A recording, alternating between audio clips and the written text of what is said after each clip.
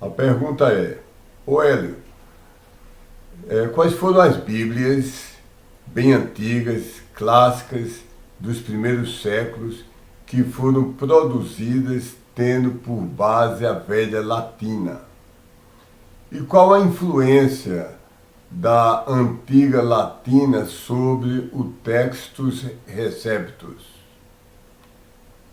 A resposta é: a despeito da pobreza dos valdenses, das mortíferas perseguições que Roma sempre lhes fez até exterminar todos os crentes dos vales dos Alpes, tais crentes valdenses sempre tiveram mentes evangelística e missionária. E há relatos deles terem traduzido pelo menos alguns livros da Bíblia, talvez o Novo Testamento, para o idioma nativo de alguns grupos que não falavam latim e para onde os seus missionários foram. Mas, meu irmão, ao que eu saiba, esse não foi o maior benefício para nós de hoje, os crentes de hoje. Pois, ao que eu saiba, essas traduções feitas com base na Vetus Ítala foram desaparecendo e não chegaram à época da imprensa.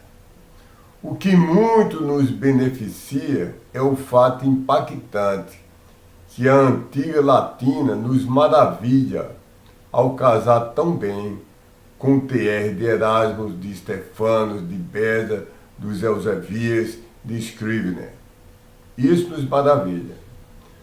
Ademais, a Vulgata de Jerônimo, desde o seu aparecimento, cerca do ano 405, refletiu muito mais vezes a antiga latina, o que depois seria chamado de TR, do que refletiu os manuscritos alexandrinos corrompidos que depois embasaram o texto crítico de 1881. Mesmo a Vulgata latina, tendo alguma corrupção, apoia muito mais o TR do que o texto crítico. E as sucessivas correções da Vulgata de Jerônimo durante os séculos, a fizeram cada vez mais próxima da antiga latina. Portanto, nos raros casos em que havia duas palavras em grego,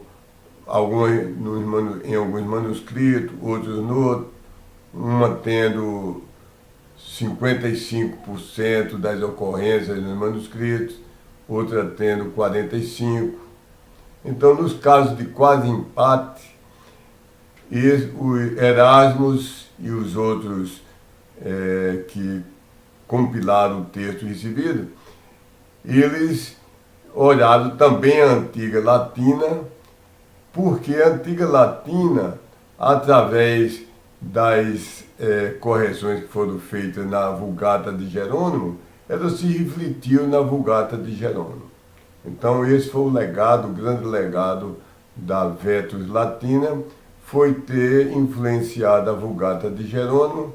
Ela não chegou a corrompê-la muito e chegou a influenciar os compiladores do TR nos casos em que havia quase empate. Cada compilador, Erasmo, Stefanos, Belos, Eusebias, etc., de cada TR, fazia uma crítica textual de crentes, uma crítica de crentes na infalibilidade da Bíblia, da sua inspiração e preservação, comparando manuscritos com o objetivo de serem o mais fiéis possíveis ao texto que sabiam que Deus tinha inspirado e preservado com absoluta perfeição. Então fazia uma comparação nos textos gregos e às vezes em versões antigas, como a Vulgata, que é a Vulgata de Jerônimo, que é a antiga latina. Vou explicando mais. Nos raros casos em que uma palavra grega não tinha maioria esmagadora, digamos, não tinha maioria maior do que 96%. sobre alternativas. Por exemplo, havia um quase empate. Alguns 50% dos manuscritos tinham uma alternativa X, 30% tinham uma alternativa Y e 20% uma alternativa Z. Então, nesses casos, eles consideravam o que depois Burgon chamou de as 7 marcas de verdade do texto bíblico. Essas marcas eram antiguidade. Nenhuma era rainha e ofuscava todas as outras, mas ponderava 7 coisas. Há manuscritos bem antigos, do século IV, do século V, do século VI, isso tinha um peso grande. Depois, há consenso das testemunhas, o número de testemunhas, todos os manuscritos antigos e mais recentes concordam um com o outro. Terceiro, a variedade de evidências que sobre todo o mundo, norte da África, Europa mediterrânea, Europa meridional, as evidências vêm de vários locais ou vêm de um local só. Porque o que tem evidências em 20 locais tem mais peso do que aquilo que tem evidência só de um local. Depois, a respeitabilidade das testemunhas. O testemunho de igrejas fiéis que morreram sendo perseguidas pelos católicos, que foram fiéis em doutrina, em prática, tinha mais peso do que de uma igreja apóstata e corrompida. Quinto, continuidade. Esse testemunho apareceu somente depois do século XIII, do século XIV, uma certa palavra. Ou você vê nos manuscritos do século III, do século IV, do século V, você tem uma continuidade de evidências. Sexto, se considera a evidência da passagem inteira, o contexto. Mesmo que uma palavra esteja em 40% dos manuscritos e outra esteja em 30%, se é que está em 40% dos manuscritos, contraria frontalmente o contexto, a doutrina de toda a Bíblia, está errado esses 40%. E você segue a palavra que está numa pequena minoria de 30%, a diferença é pouca, aliás, a diferença é pouca de 40 para 30, mas você segue a alternativa que está em 30 manuscritos, mas que se harmoniza com o contexto e que se harmoniza com a doutrina de toda a Bíblia. Certo? Considerações internas. A palavra uma alternativa, ela se harmoniza com a boa gramática do grego ou viola completamente? Ela é uma coisa razoável ou é um absurdo que faz arrepiar os cabelos? Então, a crítica textual de crentes foi feita para se chegar ao melhor resultado, orando a Deus para se chegar ao melhor resultado. Já a crítica textual, eu já li, que um dos critérios é quanto mais heterodoxo, melhor. Em outras palavras, quanto pior, melhor. Se uma palavra contraria brutalmente outras passagens da Bíblia e contraria brutalmente a sã doutrina, os críticos textuais modernos exultavam de alegria e diziam: isso é a verdade. Foram uns fanáticos religiosos que depois mudaram para o texto recebido e harmonizou com a Bíblia.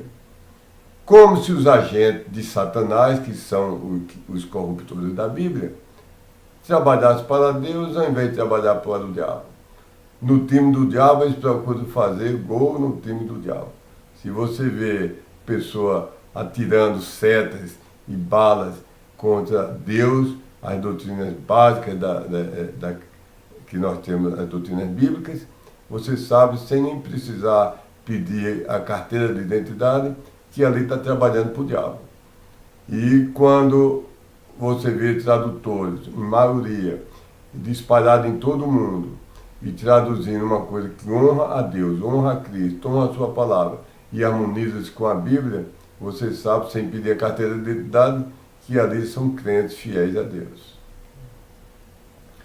Então foi nessa linha que a antiga latina, mesmo que através da sua influência na Vulgata de Jerônimo, a antiga latina contribuiu para a definição do TR.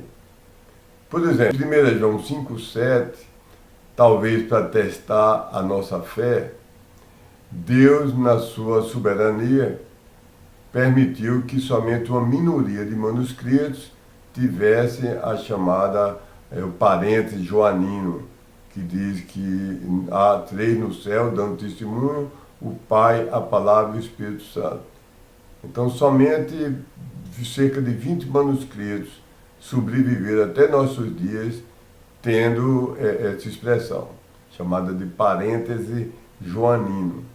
Mas há 12 fortíssimas razões para os mantermos. Não posso ver tudo agora, mas a evidência que eu chamo H é que você tem evidência que havia, desde os primeiros séculos, essa expressão como joanino, porque todas as traduções antiquíssimas, como a Peshitta, a Vetus Ítala, que é a mesma Vulgata antiga, tinha esse parente joanino.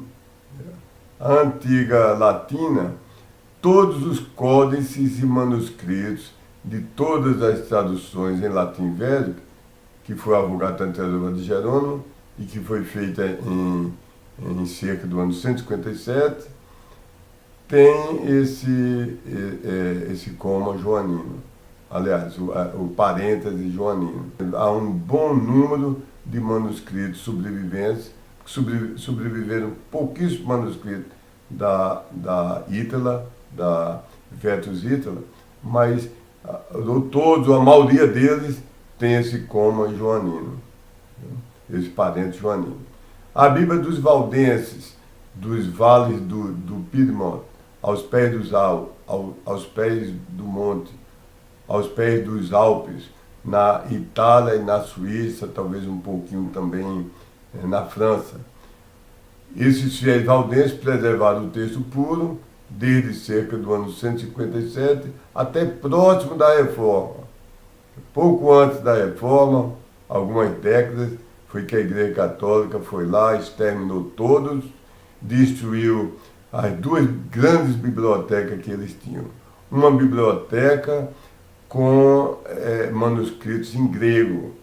Muitos eruditos pensam que as igrejas dos valdenses tinham colecionado, conseguido, armazenavam todos os autógrafos, os manuscritos escritos pela primeira vez.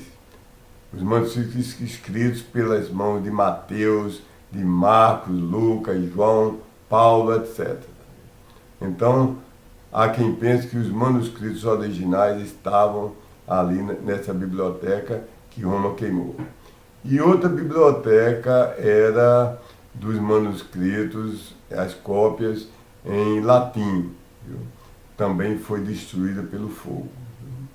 Interessante que um explorador, acho que inglês, ele encontrou restos desses manuscritos, dessas bíblias, acondicionou em 7 grandes caixas, selou e mandou para o museu em Cambridge para ser armazenado ali.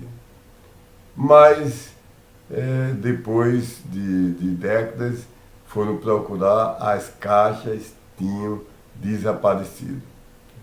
Havia no inventário que na ala tal, no andar tal, na prateleira tal estavam essas caixas. Quando foram procurar, nenhuma delas mais existia. O diabo tem agentes em todo canto.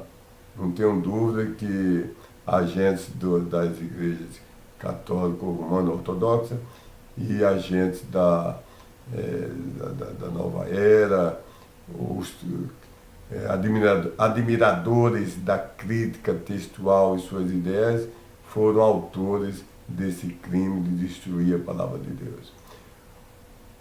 Outra testemunha, outra tradução bem antiga, que corrobora, na maioria das vezes, corrobora o TR, corrobora muito mais vezes do que apoia o texto crítico, é a Vulgata de Jerônimo. Foi traduzida em cerca de 380, mas só foi lançada um pouco depois. Viu? E os manuscritos sobreviventes mais antigos são de cerca do ano 800 depois de Cristo, e tem cerca de 8.000 manuscritos sobreviventes. E todos os manuscritos que contêm o capítulo 5 de João contêm o coma joanino, o parente joanino. Nem todos os manuscritos têm a Bíblia toda. Às vezes havia goteiras, havia ratos. Esses manuscritos eram rolos. Uma Bíblia tinha vários rolos. Os eram códices, se estragavam, folhas. Como um livro de hoje. Às vezes folhas se rasgavam, folhas eram arrancadas. Então, dos 8.000 manuscritos, os que são completos e que contêm a epístola de 1 João e tem o capítulo 5, todos eles têm esse parente joanino.